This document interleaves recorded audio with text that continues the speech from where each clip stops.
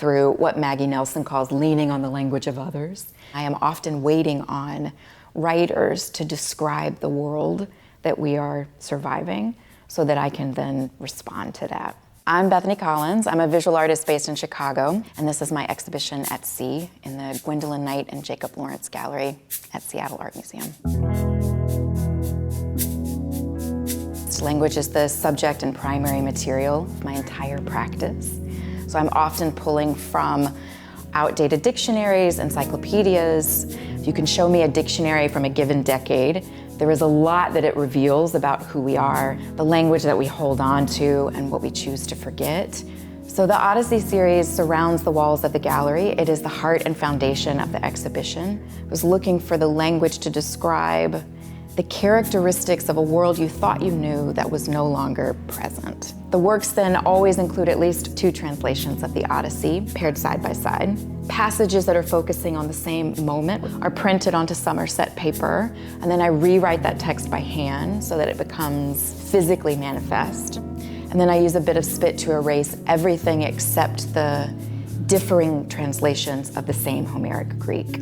Spit is a little bit more acidic than water, and so it eats into the surface of the page. What looks like a kind of illegible topography is actually my hand erasing everything but opposing contradictory translations.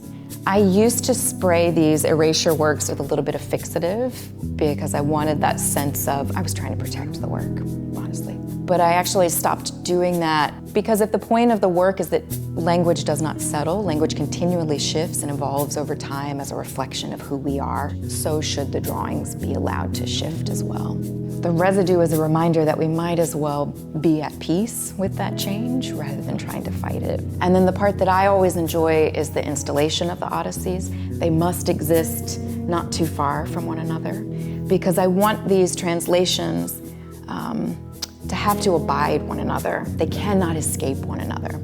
So one of my favorites from the exhibition, 2 different translations of the same Greek origin text. On the left, "Alas," he exclaimed, "among what manner of people am I fallen?" Later, that translation evolves into this text, "Man of misery, whose land have I lit on now?"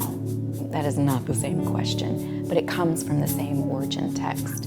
And in their contradictions, or maybe in their multiplicity, they have to live together in order to understand the fullness of that story.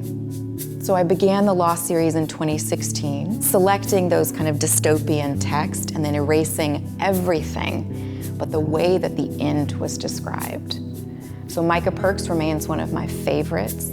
She describes the end this way: "The hem of the world has ripped open, the seam has broken, and things I cannot fathom have fallen through." So the series was ongoing, the Lost series, out of which these erasure sculptures are produced. But I came back to the series only this year to add Herman Melville's also post-apocalyptic text, Moby Dick or the Whale. And so in the heart of the gallery of At Sea sits a handwritten transcription of Moby Dick, but only volume 3, again focusing on the end of the story. I am often choosing texts that feel unwieldy or unwelcoming to me, and I'm physically inserting myself now into the text. By the time I've rewritten pages and pages, it is mine. By the time I've erased that work, I have a kind of claimed ownership of it as well. So when you do a kind of index of all the times that the sea is mentioned within Moby Dick, the most recurring phrasing is "at sea, at sea, at sea." The drawings that were produced for that series was erasing everything but the descriptions of the sea. And so the blue erasures, they are the residue of that erasure. The sea is also the thing that keeps Odysseus from home and returns him to his own shoreline. The sea is, it is the most inherent paradox. It is our comfort and our leisure. It calls to us, and it also is the most terrifying, unfathomable thing.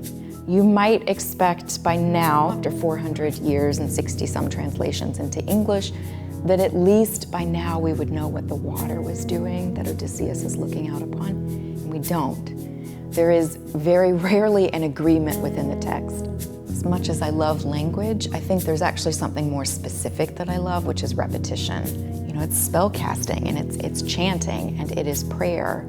All of those forms that make use of the power of language, they happen through repetition. But erasure to me then allows me not to act as writer and author or another translator. It allows me to act as editor. What I can do though is to insert my hand and say, focus here.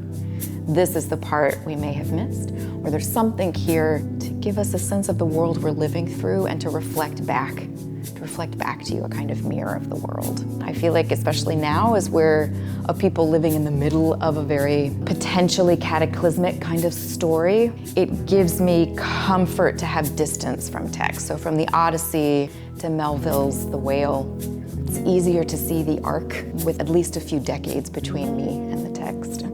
So when we were all floundering together in 2020, it was a kind of buoy to me to make work in response to Jacob Lawrence's The American Struggle series. You know, I think that series in particular for Lawrence was an attempt to kind of tell the entire arc of a story.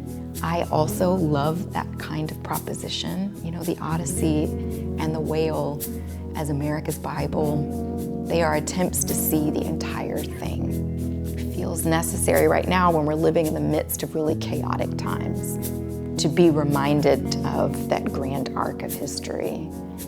And then I'm thankful to be a part of Gwendolyn and Jacob's legacy. They were incredible artists, and they supported artists who were gonna continue working after them. So to be part of that story really matters to me. Yeah, and I'm honored.